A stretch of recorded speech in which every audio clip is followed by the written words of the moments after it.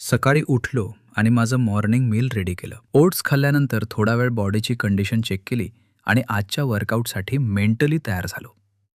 मग जिमची तयारी केली. क्रिएटिंग वेलकोरचा चॉकलेट बार आणि पाण्याची बॉटल घेतली आणि वर्कआउटला जायला निघालो. माझ्या राणीवर बसलो आणि फुल मोटिवेशन सोबत जिमला पोहोचलो. आजचा वर्कआउट होता बॅक आणि बायसेप्स. सुरुवात बॅक वर्कआउटपासून केली. सर्वात आधी बेंट ओव्हर रो मारलं, ज्यामुळे बॅकची स्ट्रेंथ आणि थिकनेस वर चांगला फोकस येतो. त्यानंतर लेट पुल डाऊन केला, ज्यामुळे लेट्सवर हेवी टेन्शन येतं आणि बॅकला वाईड लुक मिळायला मदत होते. मग क्लोज ग्रिप पुल डाऊन मारलं, ज्यामुळे मिडल बॅकवर चांगला प्रेशर जाणवला. त्यानंतर वन आर्म्स डंबेल रो केला, ज्यामुळे प्रत्येक साईड इंडिव्हिज्युअली ट्रेन झाली आणि मसल कॉन्ट्रॅक्शन खूप चांगलं फील झालं. बॅक वर्कआउट पूर्ण झाल्यानंतर बायसेप्स सुरू केले. सुरुवात झिगझॅग बार्बेल कर्ल्सनं केली.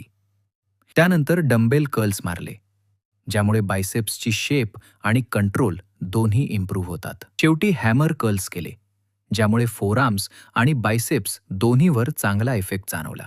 वर्कआउट संपल्यानंतर पुन्हा बॉडीची कंडिशन चेक केली.